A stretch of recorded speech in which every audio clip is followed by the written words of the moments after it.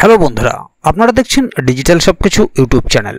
তো বন্ধুরা, রাজ্য সরকারি কর্মচারীদের এই বকেয়া 25% ডিএ নিয়ে কি সিদ্ধান্ত নিল পশ্চিমবঙ্গ সরকার, জানতে অবশ্যই আজকের ভিডিওতে চোখ রাখবেন। গত 16 মে এক রায়ে সুপ্রিম কোর্টের তরফ থেকে জানানো হয়েছিল 6 সপ্তাহের মধ্যে রাজ্য সরকারকে এই বকেয়া ডিএর 25% পরিশোধ করতে হবে। আর সেই সময় আগত এই 6 সপ্তাহ শেষ হচ্ছে আগামী 27 জুন।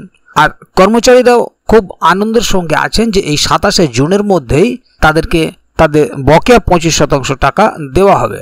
তবে এ বিষয়ে এখনো পর্যন্ত কোনো সরকারি বিজ্ঞপ্তি প্রকাশ করা হয়নি, কারণ রাজ্য সরকারেরও এই বিপুল পরিমাণ টাকা জোগাড় করতে হবে কর্মচারীদের অ্যাকাউন্টে দেওয়ার জন্য। তবে এই অর্থ যাতে 27 জুনের মধ্যে কর্মীদের অ্যাকাউন্টে পৌঁছানো যায় তার প্রক্রিয়া শুরু হয়েছে এবং নবান্ন সূত্রে জানা গেছে এই চলতি মাসেই বিজ্ঞপ্তি প্রকাশ করা হতে পারে। তো মূল বিষয় নিয়ে ঠিক কি বলা হয়েছে তা জানতে ভিডিওটিকে কোথাও স্কিপ না করে প্রথম থেকে শেষ অবধি পুরোটাই দেখবেন মনোযোগ সহকারে, যাতে করে কোনো জায়গায় বুঝতে আপনাদের কোনো প্রকারের অসুবিধা না হয়। এছাড়াও আপনি যদি আমাদের চ্যানেলে প্রথমবার হয়ে থাকেন তাহলে অবশ্যই চ্যানেলটিকে সাবস্ক্রাইব করে বেল আইকনটি প্রেস করে অল নোটিফিকেশনে ক্লিক করে দেবেন, যাতে করে আমাদের চ্যানেলে যখনই কোনো নতুন ভিডিও আপলোড হবে তা সরাসরি আপনার কাছে পৌঁছে যায়। তো চলুন দেখে নেওয়া যাক এখানে বিষয়টি ঠিক কি বলা হচ্ছে। এখানে দেখুন একটি আর্টিকেল প্রকাশিত হয়েছে, ডিএনএস অ্যালাউন্স। রাজ্য সরকারি কর্মীদের 25% বকেয়া ডিএ নিয়ে কি সিদ্ধান্ত নিল পশ্চিমবঙ্গ সরকার। রাজ্য সরকারি কর্মচারীদের 2009 থেকে 2019 সালের মধ্যে জমে থাকা বকেয়া ডিএর 25% দেওয়া নিয়ে কি সিদ্ধান্ত নিল পশ্চিমবঙ্গ সরকার, সেই বিষয় নিয়ে খোঁজ খবর করছেন অনেকেই। সুপ্রিম কোর্টের নির্দেশ অনুযায়ী 27 জুনের মধ্যে এই অর্থ কর্মীদের অ্যাকাউন্টে পৌঁছে দেওয়ার প্রক্রিয়া শুরু হয়েছে। নবান্ন সূত্রে জানা গেছে চলতি মাসেই এই সংক্রান্ত সরকারি বিজ্ঞপ্তি প্রকাশ করা হতে পারে। DNS allowance hike news. Supreme court 16 মে এক রায়ে জানান পশ্চিমবঙ্গ সরকারকে 6 সপ্তাহের মধ্যে রাজ্য সরকারি কর্মীদের বকেয়া ডিএর অন্তত 25% পরিশোধ করতে হবে। সেই সময়সীমার শেষ মুহূর্তে এসে নবান্ন সরকার এখন প্রস্তুতি নিচ্ছে সেই অর্থ মেটানোর পরিকল্পনা বাস্তবায়নের জন্য। রাজ্যের হিসাব অনুযায়ী এই সময়কালের বকেয়া ডিএ প্রায় 40,000 কোটি টাকা ছুঁয়েছে। তার 25% অর্থাৎ প্রায় 10 থেকে 11,000 কোটি টাকা এবার কর্মচারীদের দেওয়ার সিদ্ধান্ত হয়েছে। DA hike news. এই বিশাল অঙ্ক জোগাড় করতে গিয়ে রাজ্য সরকার ইতিমধ্যেই রিজার্ভ ব্যাংক থেকে মোট 7,546 কোটি টাকার ঋণ নিয়েছে, যার মধ্যে সিকিউরিটিজ ও বন্ড বিক্রিও রয়েছে। নবান্ন সূত্রে তথ্য অনুযায়ী ডিএ বন্টনের জন্য একটি নির্দিষ্ট পদ্ধতি অনুসরণ করা হবে। প্রায় 80% সরাসরি নগদে কর্মীদের অ্যাকাউন্টে পাঠানো হবে, বাকি 20% জমা থাকবে জেনারেল প্রভিডেন্ট ফান্ডে। অবসরপ্রাপ্ত কর্মীদের ক্ষেত্রে ডিএ পুরোপুরি নগদে পেনশন অ্যাকাউন্টে দেওয়া হবে। তো বন্ধুরা, এই বিষয়ে রাজ্য সরকারি কর্মচারী সংগঠনগুলির প্রতিক্রিয়া মিশ্র।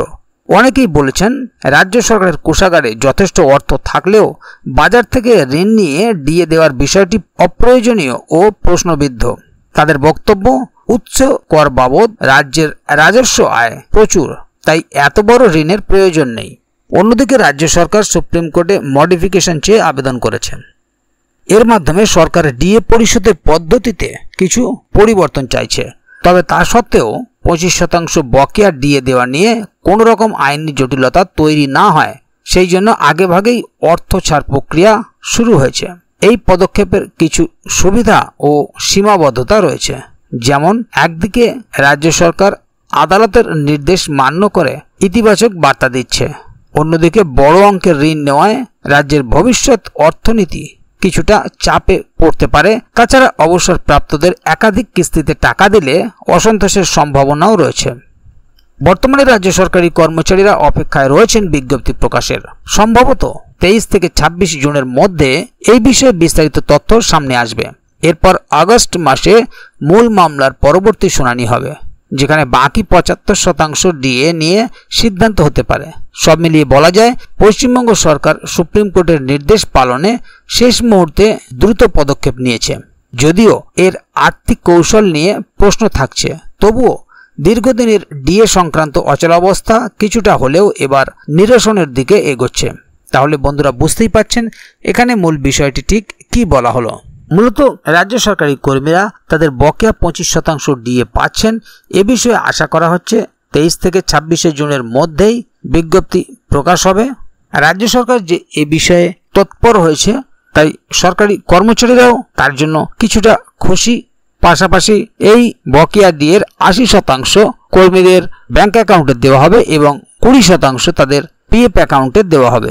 অপরদিকে যারা পেনশনভোগী আছেন তাদের পুরো টাকাটাই তাদের অ্যাকাউন্টে দেওয়া হবে।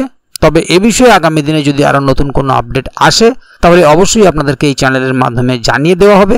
সেই কারণে চ্যানেলটিকে সাবস্ক্রাইব করে অবশ্যই চ্যানেলের সঙ্গে থাকবেন, যাতে করে এ বিষয়ে আগামী দিনে আরও নতুন কোনো আপডেট আসলে তা সরাসরি আপনাদের কাছে পৌঁছে যায়।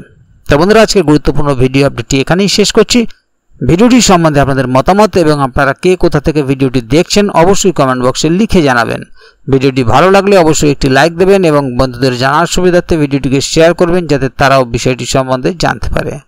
ভিডিওটি শেষ পর্যন্ত দেখার জন্য অসংখ্য ধন্যবাদ। আবার দেখা হবে আগামী ভিডিওতে। ততক্ষণ পর্যন্ত ভালো থাকুন, সুস্থ থাকুন। ধন্যবাদ।